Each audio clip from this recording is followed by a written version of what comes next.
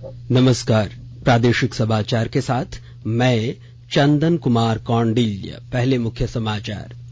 प्रधानमंत्री नरेंद्र मोदी ने बेंगलुरु में मस्तिष्क अनुसंधान केंद्र का किया उद्घाटन। कई अन्य विकास योजनाओं का भी किया शुभारंभ और लोकार्पण। कोरोना को लेकर राज्य आपदा प्रबंधन विभाग ने जारी किए नए दिशा निर्देश। भीड़ भाड़ वाली जगहों पर सोशल डिस्टेंसिंग और कोविड प्रोटोकॉल का पालन जरूरी, मास्क अनिवार्य। खेल और सांस्कृतिक आदान प्रदान कार्यक्रम के लिए राज्य की 5 महिला हॉकी खिलाड़ी अमेरिका में दिखाएंगी अपनी प्रतिभा। मुख्यमंत्री हेमंत सोरेन ने दी शुभकामनाएं। और राजधानी रांची समेत राज्य भर में मानसून हुआ सक्रिय। मौसम विभाग ने कल सभी जिलों में बारिश का जताया पूर्वानुमान, वज्रपात की भी चेतावनी। और अब समाचार विस्तार से। प्रधानमंत्री नरेंद्र मोदी ने आज बेंगलुरु स्थित भारतीय विज्ञान संस्थान के सेंटर फॉर ब्रेन रिसर्च और सुपर कंप्यूटिंग सुविधा का उद्घाटन किया। उन्होंने बागची पार्थसारथी अस्पताल की आधारशिला भी रखी। बाद में श्री मोदी ने बेंगलुरु विश्वविद्यालय में doctor BR Ambedkar school of economics परिसर में अम्बेडकर की प्रतिमा का अनावरण किया। वहां उन्होंने प्रौद्योगिकी केंद्रों के रूप में उत्क्रमित 150 औद्योगिक प्रशिक्षण संस्थान राष्ट्र को समर्पित किए। गरीब कल्याण रोजगार योजना के आज 2 वर्ष पूरे हो गए हैं। केंद्र सरकार ने 2020 में आज ही के दिन 50,000 करोड़ रुपए के संसाधन के साथ इस अभियान की शुरुआत की थी। इसका उद्देश्य कोविड महामारी के कारण अपने घरों को लौटने वाले प्रवासी श्रमिकों के लिए रोजगार और आजीविका के अवसर उपलब्ध कराना था। इसके अंतर्गत 6 राज्यों के 116 चुनिंदा जिलों में दीर्घकालीन आजीविका अवसरों और आय सृजन गतिविधियों को बढ़ावा दिया गया। ये राज्य हैं बिहार, झारखंड, मध्य प्रदेश, ओडिशा, राजस्थान और उत्तर प्रदेश। इस अभियान में सरकार के 12 मंत्रालयों और विभागों ने भाग लिया। कोविड महामारी के दौरान केंद्र सरकार ने कामगारों के लाभ के लिए कई और उपाय भी किए हैं। मनरेगा के अंतर्गत मजदूरी 182 रुपए से बढ़ाकर 202 रुपए प्रतिदिन कर दी गई। इससे लगभग 13 करोड़ 62 लाख परिवारों को लाभ हुआ। सरकार ने आत्मनिर्भर भारत रोजगार परियोजना के तहत 39 करोड़ 51 लाख नए रोजगार के अवसर प्रदान कर कर्मचारी भविष्य निधि खातों में 2,583 करोड़ रुपए जमा किए।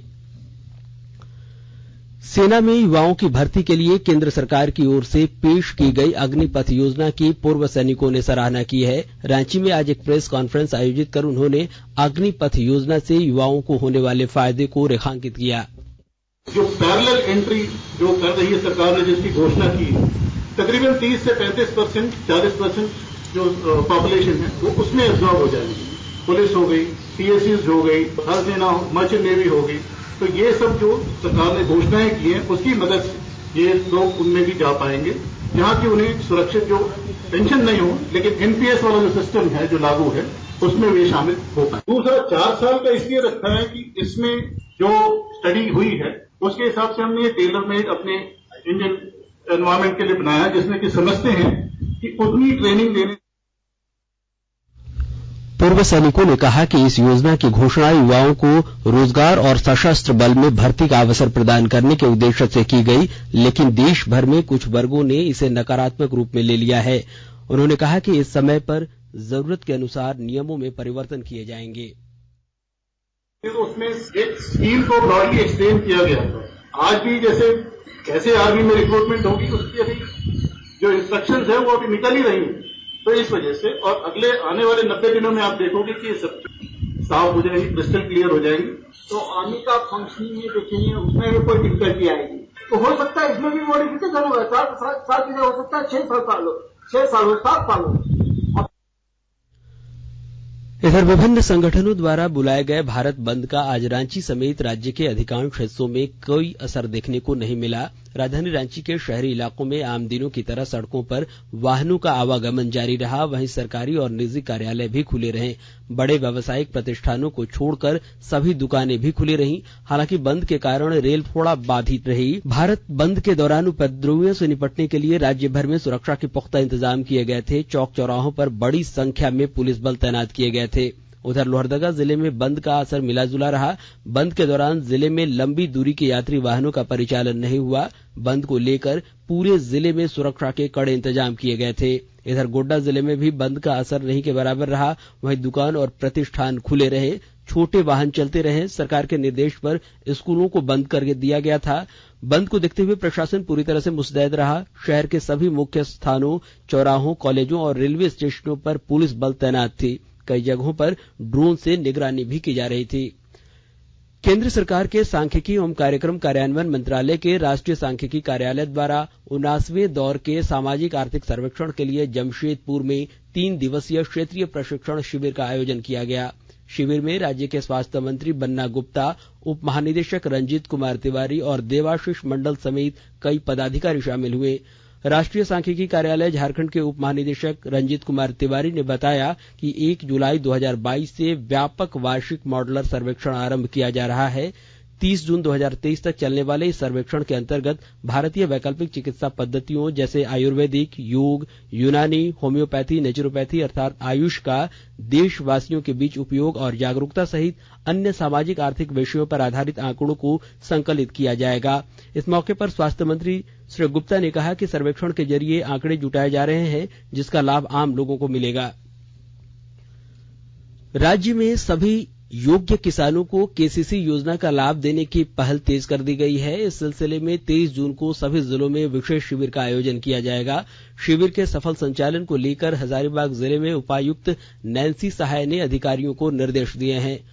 उन्होंने कहा कि वित्तीय वर्ष 2022-23 में 66,571 किसानों को केसीसी से जोड़ने का लक्ष्य है। वहीं देवघर जिले के सभी 10 प्रखंडों में भी 23 जून को केसीसी ऋण वितरण संबंधी मेगा कैंप की तैयारी तेज कर दी गई है। उपायुक्त मंजूनाथ भजंत्री ने संबंधित पदाधिकारियों को जनसंख्या के हिसाब से बड़े प्रखंडों में 3,000 और छोटे प्रखंडों में 2,000 आवेदन प्राप्त कर आवश्यक कार्रवाई करने का निर्देश दिया है। सरायकेला खरसावां जिले में भी उपायुक्त अरवा राजकमल की अध्यक्षता में बैठक हुई। बैठक में उपायुक्त ने कहा कि राज्य सरकार के निर्देशानुसार जिले के सभी 9 प्रखंडों में 23 जून को केसीसी ऋण वितरण संबंधी मेगा कैंप का आयोजन किया जाएगा। बोकारो जिले में भी 50,000 किसानों को चालू वित्तीय वर्ष में केसीसी के माध्यम से ऋण उपलब्ध कराने का लक्ष्य रखा गया है। इस सिलसिले में उप विकास आयुक्त श्रीमती कीर्ति श्री ने आज बैंक प्रबंधकों और जिला समन्वयकों के साथ बैठक की। इधर राज्य में कोरोना के बढ़ते प्रसार को देखते हुए सरकार ने फिर से सतर्कता बरतनी शुरू कर दी है। राज्य के गृह कारा और आपदा प्रबंधन विभाग ने सभी सरकारी विभागों और जिलों के लिए नई गाइडलाइन जारी की है। नए दिशा निर्देशों में भीड़भाड़ वाले बंद स्थानों, कार्यालयों और परिवहन के दौरान मास्क पहनना अनिवार्य कर दिया गया है। इसके साथ ही मॉल, सिनेमाघरों, theatre, stadium, gym, hotel, restaurant में सोशल डिस्टेंसिंग के साथ ही कोविड प्रोटोकॉल का पालन करने का निर्देश दिया गया है। इन स्थानों पर 65 वर्ष से अधिक आयु के लोगों के प्रवेश पर पाबंदी रहेगी। साथ ही सार्वजनिक स्थलों पर थूकना दंडनीय अपराध होगा। स्कूलों, कॉलेजों में भी कोरोना प्रोटोकॉल का पालन सुनिश्चित करने को कहा गया है। कोरोना प्रोटोकॉल का उल्लंघन करने वालों के खिलाफ कार्रवाई करने का निर्देश दिया गया है। और आकाशवाणी के ताजा तरीन समाचारों के लिए आप हमारी वेबसाइट newsonair.com पर लॉग इन कर सकते हैं। ताजा समाचार ट्विटर हैंडल @AIRNewsAlerts और Facebook page all India radio news पर भी उपलब्ध है। आप प्रादेशिक समाचार एकांश के ट्विटर हैंडल @AIRnews_रांची और फेसबुक पेज, इंस्टाग्राम पेज और YouTube channel AIR news Ranchi पर भी हमारे बुलेटिन सुन सकते हैं। प्रादेशिक समाचार आप आकाशवाणी रांची से सुन रहे हैं और अब पेश है कोरोना से बचाव के कुछ संदेश। चलो मिलकर एक शुरुआत करें, चलो एक फैसला आज करें, मास्क नहीं तो टोकेंगे, कोरोना को रोकेंगे, चलो एक वादा करते हैं, चलो कुछ वादा करते हैं, मास्क नहीं तो टोकेंगे, कोरोना को रोकेंगे। भारत सरकार द्वारा जनहित में जारी। कोविड-19 से बचाव और सुरक्षित रहने के 3 उपाय। मास्क लगाएं, 2 गज दूरी है जरूरी, सुरक्षित दूरी रखें, हाथ और मुंह साफ रखें। प्रादेशिक समाचार में आपका एक बार फिर से स्वागत है। राज्य की 5 प्रतिभावान महिला हॉकी खिलाड़ियों का चयन अमेरिका में होने वाले खेल और सांस्कृतिक आदान प्रदान कार्यक्रम के लिए किया गया है। जिन बच्चियों का चयन इस कार्यक्रम के लिए किया गया है उनमें खूंटी जिले की पुंडी और जूही कुमारी, सिमडेगा जिले की हेनरिटा टोप्पो और पूर्णिमा नेती, वहीं गुमला जिले की प्रियंका कुमारी शामिल हैं। 5 खिलाड़ी आज 21 दिवसीय दौरे पर अमेरिका के लिए रवाना हो गयी। अमेरिका के मिडलबरी कॉलेज में यह कार्यक्रम 24 जून से 13 जुलाई तक आयोजित होगा। रवाना होने से पहले महिला हॉकी खिलाड़ियों ने मुख्यमंत्री हेमंत सोरेन से मुलाकात की। मुख्यमंत्री ने खिलाड़ियों को शुभकामनाएं दी। उन्होंने कहा कि यह हम सभी के लिए गर्व की बात है कि झारखंड की बच्चियां खेल की दुनिया में बहुत तेजी से आगे बढ़ रही हैं। उन्होंने कहा कि सरकार खेल और खिलाड़ियों के विकास के लिए प्रतिबद्ध है। इस सिलसिले में कई योजनाएं भी शुरू की गई हैं। मुख्यमंत्री ने कहा कि प्रतिभावान खिलाड़ियों की पहचान कर उनके हुनर को निखारने के लिए विशेष पहल की जा रही है। अंतर्राष्ट्रीय योग दिवस कल मनाया जाएगा। मुख्य कार्यक्रम मैसूरू में आयोजित किया जाएगा, जहां प्रधानमंत्री नरेंद्र मोदी सामूहिक योग समारोह का नेतृत्व करेंगे। इस बार अंतर्राष्ट्रीय योग दिवस आजादी का अमृत महोत्सव वर्ष में हो रहा है, इसलिए देश के 75 प्रमुख स्थानों पर योग दिवस समारोह आयोजित किए जाएंगे। आयुष मंत्री सर्बानंद सोनोवाल ने इस कार्यक्रमों के बारे में जानकारी दी। अंतर्राष्ट्रीय योग दिवस पर एक अन्य आकर्षण गार्जियन रिंग होगा। यह एक रिले योग स्ट्रीमिंग कार्यक्रम होगा, जिसमें विदेशों में भारतीय मिशनों द्वारा आयोजित अंतर्राष्ट्रीय योग दिवस कार्यक्रमों के डिजिटल फीड को एक साथ कैप्चर किया जाएगा। कई केंद्रीय मंत्री विभिन्न चयनित स्थानों पर योग कार्यक्रम में हिस्सा लेंगे।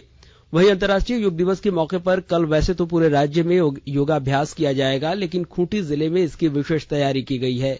जिले के बिरसा कॉलेज स्टेडियम में आयोजित कार्यक्रम में केंद्रीय मंत्री अर्जुन मुंडा मुख्य रूप से उपस्थित होंगे। जिले के उपायुक्त शशि रंजन ने बताया कि खूंटी जिले में योग दिवस का आयोजन एक स्वर्णिम अवसर है। खूंटी जिला ऑनलाइन योग सत्र के माध्यम से राष्ट्रीय स्तर के कार्यक्रम से जुड़ेगा। और आज विश्व शरणार्थी दिवस है। प्रतिवर्ष आज ही के दिन मनाए जाने वाले इस दिवस का उद्देश्य दुनिया भर के शरणार्थियों को सम्मान देना और युद्ध, उत्पीड़न, राजनीतिक उथल-पुथल या हिंसा के कारण विस्थापित लोगों के प्रति संवेदनशीलता और जागरूकता का प्रसार करना है। इस वर्ष के शरणार्थी दिवस का विषय है सुरक्षा की मांग का अधिकार। और पलामू टाइगर रिजर्व क्षेत्र में बाघों की गिनती अब अंतिम चरण में है। इसके लिए कई क्षेत्रों में ट्रैकिंग कैमरे लगाए गए हैं। और अधिक ब्यौरे के साथ हमारे संवाददाता। पलामू टाइगर रिजर्व में ट्रैकिंग कैमरों से बाघों की गिनती अब अंतिम चरण में है। बाघों की गिनती के लिए नेतरहाट और बारेसाण के इलाके में ट्रैकिंग कैमरे लगाए गए हैं। पलामू टाइगर रिजर्व 1129 वर्ग किलोमीटर में फैला हुआ है। बाघों की गिनती के लिए यहाँ 450 से भी अधिक कैमरे लगाए गए हैं। पलामू टाइगर रिजर्व में बाघों की गिनती के लिए लगाए गए ट्रैकिंग कैमरों के footage world life institute Dehradun भेजे जाएंगे, जहाँ एक एक वीडियो की जांच कर बाघों की गिनती की जाएगी। पीटीआर में जनवरी के पहले सप्ताह से बाघों की गिनती शुरू हुई है। इस दौरान ट्रैकिंग कैमरा के साथ साथ अन्य माध्यमों से भी बाघों की गिनती हो रही है। पलामू टाइगर रिजर्व में बाघों की गिनती के दौरान 1 दर्जन से अधिक स्कैट को जांच के लिए वर्ल्ड लाइफ इंस्टीट्यूट भेजा गया है। जसप्रीत सिंह, आकाशवाणी समाचार, पलामू। इधर गिरिडीह जिला परिषद के अध्यक्ष पद का चुनाव मुनिया देवी ने जीत लिया है। जिले के उपायुक्त नमन प्रियस लखड़ा ने बताया कि आज हुए चुनाव में मुनिया देवी को 26 मत और उनके निकटतम प्रतिद्वंदी रीता देवी को 20 मत प्राप्त हुए। अध्यक्ष निर्वाचित होने के बाद मुनिया देवी ने पत्रकारों से बातचीत करते हुए कहा कि ग्रामीण इलाकों में पेयजल की व्यवस्था करना उनकी प्राथमिकता होगी। जल जीवन मिशन के तहत हर घर में पानी पहुंचाने के लिए वह काम करेंगी। वहीं मुनिया देवी पहले भी जिला परिषद की अध्यक्ष रह चुकी हैं। बोकारो के चास नगर निगम क्षेत्र में 24 घंटे बिजली और अन्य बुनियादी सुविधाएं बढ़ाए जाने की मांग के समर्थन में आज भारतीय जनता पार्टी चास नगर निगम कार्यालय के समक्ष विरोध प्रदर्शन किया। इस विरोध प्रदर्शन में सांसद पीएन सिंह और विधायक विरंची नारायण ने भी हिस्सा लिया। इस दौरान मीडिया से बातचीत में सांसद पीएन सिंह ने कहा कि झारखंड सरकार ने होल्डिंग टैक्स तो बढ़ा दिए हैं, जबकि निगम क्षेत्र में समस्याओं का अंबार लगा हुआ है। विधायक विरंची नारायण ने भी राज्य सरकार पर जन विरोधी कार्य करने का आरोप लगाया। और राजधानी रांची समेत पूरे राज्य में मानसून सक्रिय हो गया है। पिछले 2 दिनों से रांची समेत कई जिलों में अच्छी बारिश हुई है। मौसम विज्ञान केंद्र के अनुसार कल भी बारिश का पूर्वानुमान है। बारिश के साथ साथ वज्रपात की भी आशंका जताई गई है। वहीं पूर्वानुमान के अनुसार कल पूरे राज्य में बारिश होगी। 23 जून को कहीं कहीं वज्रपात की भी आशंका व्यक्त की गई है। और अंत में मुख्य समाचार एक बार फिर। प्रधानमंत्री नरेंद्र मोदी ने बेंगलुरु में मस्तिष्क अनुसंधान केंद्र का किया उद्घाटन, कई अन्य विकास योजनाओं का भी किया शुभारंभ और लोकार्पण। कोरोना को लेकर राज्य आपदा प्रबंधन विभाग ने जारी किए नए दिशा निर्देश, भीड़भाड़ वाली जगहों पर सोशल डिस्टेंसिंग और कोविड प्रोटोकॉल का पालन जरूरी, मास्क अनिवार्य। खेल और सांस्कृतिक आदान प्रदान कार्यक्रम के लिए राज्य की 5 महिला हॉकी खिलाड़ी अमेरिका में दिखाएंगी अपनी प्रतिभा, मुख्यमंत्री हेमंत सोरेन ने दी शुभकामनाएं। और राजधानी रांची समेत राज्य भर में मानसून हुआ सक्रिय, मौसम विभाग ने कल सभी जिलों में बारिश का जताया पूर्वानुमान, वज्रपात की भी चेतावनी। और इसके साथ ही आकाशवाणी रांची से प्रादेशिक समाचार का यह बुलेटिन समाप्त हुआ। नमस्कार।